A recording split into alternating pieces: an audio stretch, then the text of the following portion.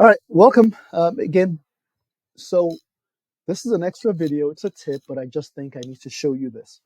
So one of the things that as you gather papers, you read papers, it becomes important to keep record of these papers. And for the sake of your citations, it's important to manage this strategically. It's not unheard of to have read hundreds of papers over your college career or even over your a particular project. Okay, so it's important to maintain a database. So what I wanted to show you here is Zotero. It's a free resource. The instructions are here um, on the database on the library biomedical science subject guide database, and these are instructions for how to access Zotero and how to use it. But I'm just going to demonstrate here why this thing is really good. So I've started a new project. So I'm going to title this My New Project.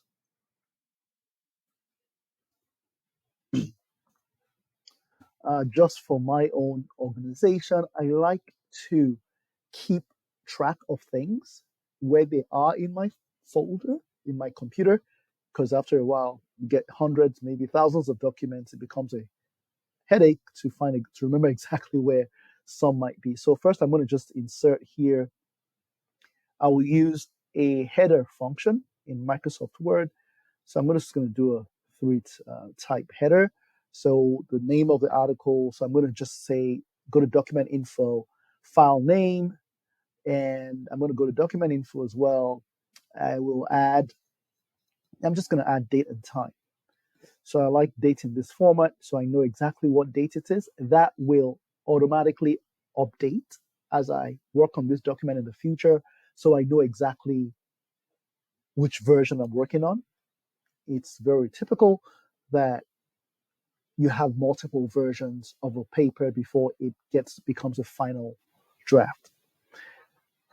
And I want to just also add here a field. So there's a field there. I'm going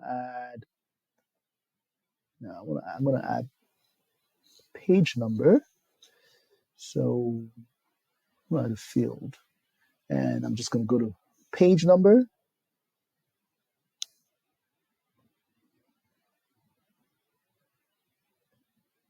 There you go, page number. And I'm going to choose this format. And so that's my page number. Then I'll go to the footer. So I'm going to change here to footer. I'm going to add this type of footer. And here's where I like to add my file path. Okay.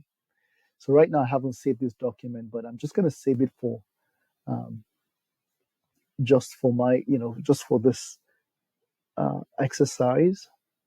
So I'll save it in. I'm just going to save it as new project blah, new project blah, blah blah blah. There you go. Save that. So it's saved. Notice right now this hasn't refreshed. Okay. And let me just close header. So it hasn't refreshed right now. If I double click on that, I can right click and say update field. There you go. So it tells me exactly where my document is, and I'm not having to look for it. Notice as well, this has not updated, so I can go right click and update field. There you go. Now so that's the name of it, and so on and so forth. So I can close this, so I know where this new project is. So this new project teaches about citations. So my professor uh, chose APA citation format. Oh my goodness, that means I have to cite in text, in text in APA. So, for example, this paper that I used. So here's where, because I have installed Zotero and I've linked my Zotero to Microsoft Word.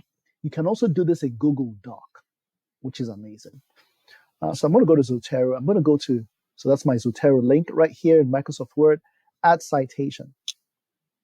So it's going to pop up this screen. Here I can choose my citation style. Okay, so that's APA right there. I'm going to click that. And so it will bring up a bar like this. So I want to cite this paper. I just remember the author's name. I don't remember exactly the paper, but this is the paper I want to cite. Okay, that's it. FATEA 2022. Click enter. So notice it has automatically cited that thing for me. It created a field. Okay. Okay, I also want to cite other papers by this author. So let's insert the citation. So it's already said it's APA, so I'm going to put the author's name, and oh, that's one. Let's see if there are others. This is another one, and let's see if there are others. This is another one. Okay. Notice it has included all three citations for me. So I can click enter and continue typing.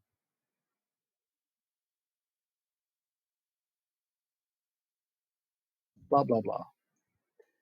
So now I'm done. I need to place a list of references. Then I can go to insert bibliography. And what it does is automatically inserts and formats all the citations in APA. You don't have to do this by hand.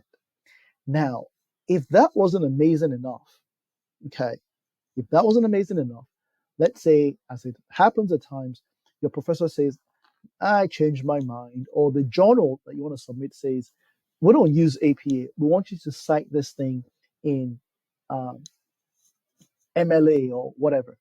That's the easiest thing to do with Zotero. So go to Document Preferences, and I can search out MLA, which is, there you go, MLA. Then I can click OK. And with just that, it has reformatted everything back to MLA. Or you might be like, no, I'm going to go to an engineering journal. So I'm going to use the IEE citation format. And voila, it cites it in IEE format where you don't have the name of the author in text. And there it is. Okay. And when you're done all your citations, you can your paper and you're pretty sure you're done. I would recommend save this as a copy. So this is going to be the version of this paper is IEE format, and got it. I'm done now. I can then go back and unlink citations.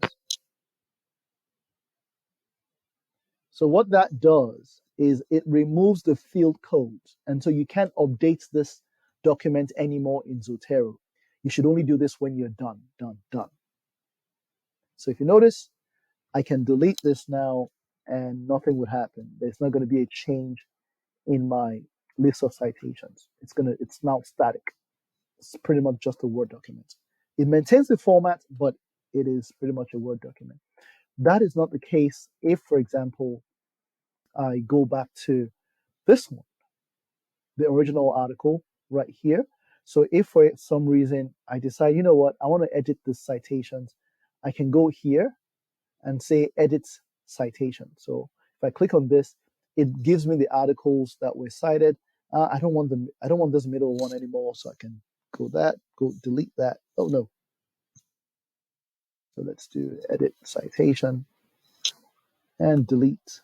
Okay, so I just deleted it on my keyboard and hit enter. So notice it's going to become 2 and 3 now, no longer 2 to 4. And accordingly, the list of references at the end is still 3 articles cited.